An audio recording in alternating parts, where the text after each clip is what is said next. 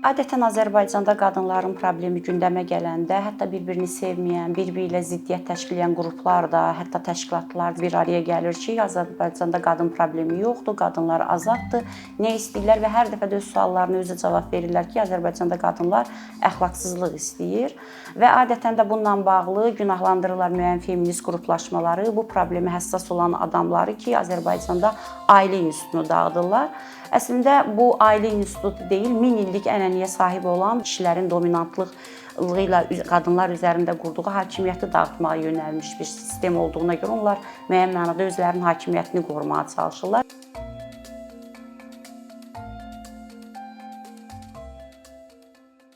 Mən düşünürəm ki, bugün Azərbaycanda baş verən proseslər bir əsr bundan əvvəl yarımçıq qalan prosesin ardıdır, davamıdır. Çünki bilirik ki, bir əsr bundan əvvəl Azərbaycan qadını başından çadıranı atanda da bir çox qurbanlar vermişdi. Baxmayaraq ki, Sovet dövründə qadınlar oxudu, təhsil aldı, amma beyinlərinin içində olan həm kişilərin qadına yanaşması, həm də müəyyən mənada qadınların özü-özünə formalaşdırılmış o zorakı bir yanaşmanı ata bilməmişdilər. Və bugünkü proses əslində təkcə zahiri çadıranın yox, düşüncənin çadrasının atılması prosesidir və bugün o qurbanlar ki var, əslində biz həm də onları, o öldürülən, linç olunan qadınları həm də bu prosesin qəhrəmanı kimi dəyərləndirməliyik. Azərbaycanda ən böyük problemlərdən biri zorakılığa məruz qalan qadının özünə sual verməsi ilə üzləşdiyi anda ortaya çıxır. Nəyə görə? Çünki qadın ilk olaraq o sualı özünə verir. Mən hara gedəcəm, nə edəcəm? Burada artıq sığınacaqların vacibiyyəti önə keçir. Çünki qadın bu suala cavab tapmayanda o zorakı ilə birlikdə yaşamağa məhkum qalır. Bir çoxları deyirlər, biz bir çox keyslərdə görürük ki, ittiham edirlər ki, niyə qaldı? Çünki o ata evinə qaydanda da ona eyni sual verilir. Sən gəldiyin yerə, daha doğrusu ona deyilir ki, sən gəldiyin yerə qayıdacaqsan, oradan kəfənlə çıxacaqsan. Biz tutaq ki, son dövrlərdə Sabirabadda intihar edən bir qızın keysində eyni şeyi gördük. Son dövrlər ölüm faktlarında bu şeyləri gördük. Demək ki, dövlət o qadınları sığınacaqlarla öz himayəsinə götürdüksə, bu qadınlar daha cəsarətli ola bilərlər və onların üzünə qapı bağlanmasına ehtiyac qalmaz. Azərbaycanda isə təəssüf ki, sığınacaq məsələsi nə dövlət səviyyəsində, nə bu məsələlərə həssas yanaşan insanlar səviyyəsində həll olunmayıb. Nəyə görə? Çünki birincisi bunu bir insanın, bir fərdin bəlkə də öhdəsinə düşə biləcək bir iş deyil. Çünki çox böyük resurs tələb edən bir işdir. Azərbaycanda cəmi 3 qadın sığınacağı var. Bu qadın sığınacaqlarından biri yaxında açılıb, dövlət nəzdində açılıb. Amma biz qadın üçün təşəbbüs qrupu bizə müraciət edən qadınlarla o həmin o sığınacaqlara yerləşdirəndə onların iş prinsiplərində müəyyən çatışmamazlıqlar görürük. Birincisi, zorakılığa məruz qalan qadınlarla peşəkar sosial işçilər məşğul olmalıdır. Digər tərəfdən psixoloji reabilitasiya keçməlidirlər, hansı ki bu ən əskik yanıdır. Üçüncü, hüquqi yardımın verilməsi. Bütün bunlar yarımçıq həyata keçirilir. Təbii ki, bunun müəyyən mənada labüd yanları da var. Çünki təcrübə yoxdur, ənənə yoxdur. Demək ki, biz maraqlı olsaq amma o təcrübələri öyrənmək elə də çətin deyil deyə düşünürəm. Bu baxımdan sığınacaqlar çox vacibdir. Amma sual olunur, biz sığınacaqların sayını artırdıqda qadınların üzləşdiyi problemləri tamamilə həll edə biləcəyikmi? Məncə yox. Hər nə qədər düşünsək ki, sığınacaqlar çox vacibdir ki, vacibdir. Amma bir qadın bir sığınacaqda düşünün. Ən uzağı 6 ay qala bilər. Bundan sonra nə olacaq? Çünki o qadın indiyə qədər birinə möhtac şəkildə böyüdülür və özünün ayaq üstə durmaq şansı yoxdur. Hələ düşünsək ki, iş yeri tapmaq çox çətindir. Bunun bir qadın üçün nə qədər çətin olduğunu özümüz təsəvvür edə bilərik. Bu baxımdan biz düşündük ki, Azərbaycanda bir qadın icmasının formalaşdırılması vacibdir. Təbii ki, qadın icmasının formalaşdırılması həddən artıq böyük bir resurs tələb edir, maddi, xüsusən maddi bir resurs tələb edir. Amma biz düşündük ki, buna bir keçid kimi qadınların dayanışmasını formalaşdırmaq olar. Hansı ki, bu gələcəkdə qadın icmasının formalaşmasının ilkin addımları, rüşeymləri sayıla bilər. Bu nədən ibarətdir? Biz düşünürük ki, tutaq ki, zorakılığa məruz qalan qadınlar bir araya gəlib birlikdə dirənməlidirlər. İşləyərkən biz nəyə rast gəlirik? Məsələn, uşaqları olan qadınlarla işləmək, onların reabilitasiyası daha çətin gedir. Nəyə görə? Çünki onun artıq özündən kənarda bir məsuliyyəti var, uşaq məsuliyyəti. Bu baxımdan nə etmək olar deyə biz düşündük və belə bir qərara gəldik ki, qadınların dayanışmasının formatını necə tapmaq olar? Məsələn, 3 qadındır. Bunlar bir kirayəyə çıxa bilərlər. İkisi işləyə bilər. Biri ilə evi keçindirib, biri ilə həyatını keçindirə bilər.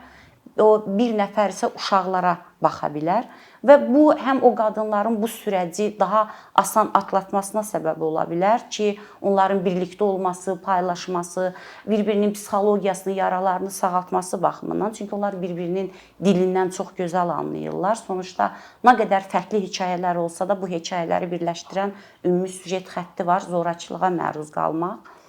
Digər tərəfdən onların uşaqlarının bir arada olması, onların sağalması, reabilitasiyasını sürətləndirə bilər.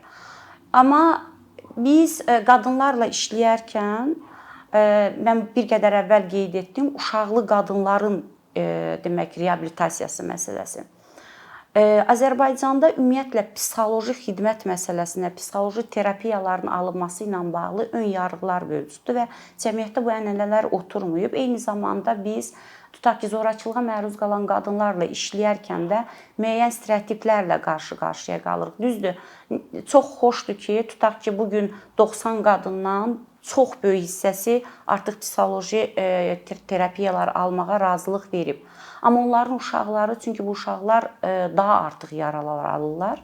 Biz düşündük ki, ikinci tutaq ki, hissə kimi nə etmək olar bu uşaqların cəmiyyətə sağlam qazandırılması üçün. Çünki bilirsiniz, bu zorakılıq çəmbəri müəyyən mənada bir halqadır və həmişə hərəkətdədir, canlıdır. Nəyə görə? Çünki zorakılıq görən özü də zorakılıq göstərməyə meyil olacaq. Çünki onun psixologiyası artıq buna köklənib, bilirsiniz.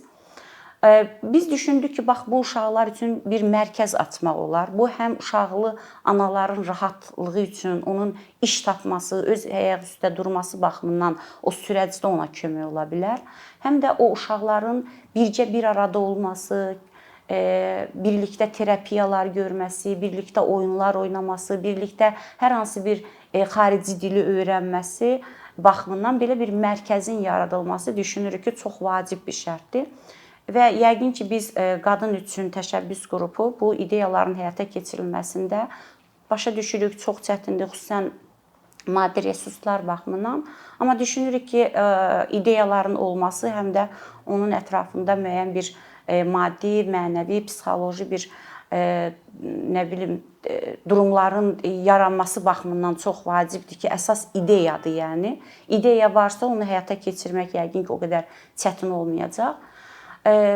Azərbaycanda zorakılığa məruz qalan qadınlar son dövrlər belə bir fikir də var ki, bunu hansısa qurumlar eləyir, Azərbaycanda ailə institutunu dağıtmağa çalışırlar. Son olaraq mən onu qeyd edeyim ki, əgər bir institut bu qədər sosial şəbəkələrdə yazılan yazılarla, 3-5 aksiya ilə dağıdılan institutdursa, demək ki, bu o qədər də güclü institut deyil. Çünki Azərbaycanda qadınlar indiyə qədər dözmək yolunu seçmişdilər.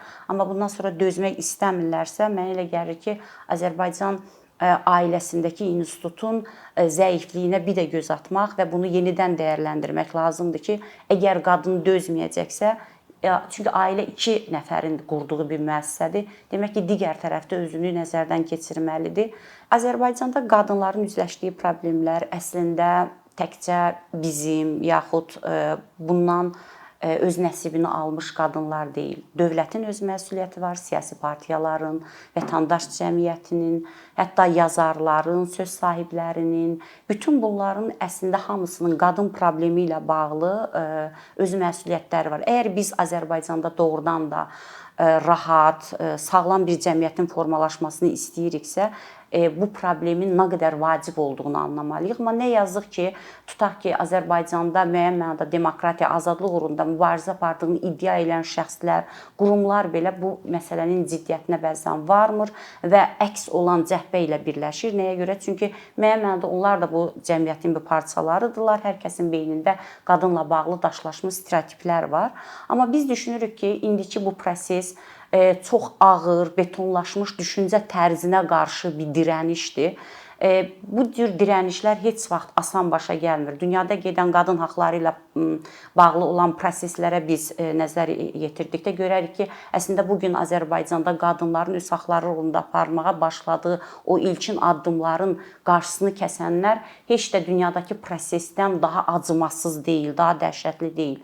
Bu proses başlayıbsa, mənə elə gəlir bu dəfə axıra qədər getməlidir və dövlət əgər öz məsuliyyətini özlərinə götürməyəcəksə, vətəndaş cəmiyyəti, siyasi partiyalar, bu məsələyə həssas olan insanlar dövləti də müəyyən mənada məcbur buraxmalıdır. Nəhayət ki, əlini daşın altına qoysun və Azərbaycanda qadınların hüquqlarının müdafiəsi ilə ardıcıl və sistemli şəkildə məşğul olsun. Mən düşünürəm ki, bütün qalıcı proseslər ağır gedir, qurbanlarla gedir. Bugün də nə yazıq ki, bu prosesin dediyim kimi qurbanları var, linç olunanları, öldürülənləri var.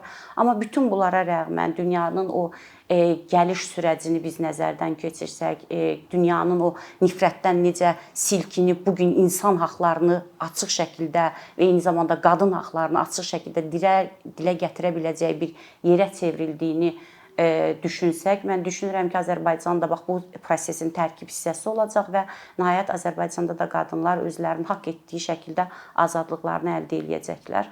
Mənə elə gəlir ki, bu proses ağırdır, çətindir, amma sonuçta nəticəsi ola biləcək bir prosesdir. Mən buna inanıram. Bir neçə ildir ki, əkinçi olaraq Azərbaycanlı izləyicilərin hər zaman faydalana biləcəyi, keyfiyyətli və ən əsas ödənişsiz kontent hazırlamağa çalışırıq. İndiyədək təqdim etdiyimiz onlarla animasiya və yüzlərlə çəkilişlər tələbələrin, mütəxəssislərin, müəllimlərin və ümumiyyətlə yeni mövzulardan xəbərdar olmaq istəyən çox sayda insanın marağına səbəb olub. Bu illər ərzində hazırladığımız videolar təhsil, texnologiya, ictimai fəallıq, iqtisadiyyat, gender bərabərliyi, ətraf mühit, ifadə azadlığı, hüquq, demokratik inkişaf, mədəniyyət və digər mövzuları əhatə edib. Məqsədimiz çoxlu baxış gətirən deyil, çoxlu fayda gətirən videolar hazırlamaqdır. Amma bu, düşündüyümüz qədər asan deyilmiş. Gördüyümüz iş kifayət qədər resurs, əmək və təbii ki, davamlılıq tələb edir. Bu səbəbdən Patreon platformasından istifadəyə başladıq. Əkinçinin Patreon hesabının populyarlaşmasına çox böyük ümidlərimiz və gözləntilərimiz var. Bəziləriniz Patreon haqda ilk dəfə eşidirsiniz. Əslində, çox sadə izahı olan bir platformadır. Təsəvvür edin ki, siz rəssam və ya musiqiçisiniz. Sosial şəbəkələrdə sizi izləyən, işinizi bəyənən çox sayda insan var. Patreon platforması sizə imkan verir ki, izləyicilərinizin könüllü aylıq ödənişləri sayəsində işinizi davam etdirəsiniz. Sərgi, konsert zallarından asılı qalmayasınız. Amma bu, təkcə rəssam və musiqiçilərə aid deyil. Məsələn, əkinçiyə bənzər fəaliyyətlə məşğul olan bəzi layihələrin 10 minlərlə patronu var. Biz də düşündük ki, nə üçün əkinçinin Patreon hesabı olmasın? Sizin dəstəyiniz sayəsində biz daha çox və daha keyfiyyətli kontent yaratmağa davam edə biləcəyik. Amma bu dəstək yalnız maddi dəstək deyil. Dəstəkçilərimizin sayının artması gördüyümüz işlərin faydalı olduğuna dair əminlik verir. Patreon platformasından istifadə çox sadədir. Hesabınızı açırsınız, sizə uyğun dəstək növünü seçirsiniz və Patreon özü hər ayın ilk günü kartınızdan seçdiyiniz dəstək növünə uyğun ödəniş tutur. Bu qədər. Sonda onu demək istəyirik ki, dəstəkçilərin sırasına qoşulmaq istəyən, amma məhdud imkana görə bunu edə bilməyənlər narahat olmasın. Daha öncə dediyimiz kimi, bizim əsas məqsədimiz daha çox insanın hər zaman faydalana biləcəyi keyfiyyətli və ödənişsiz kontentin yaradılmasıdır. Bunun üçün mütləq patronumuz olmalısınız deyə məcburiyyət yoxdur. Amma imkanınız patron olmağa çatırsa və bizim işimizi bəyənirsinizsə, patronlarımızın sırasına qoşulmağınız bizim üçün çox önəmlidir.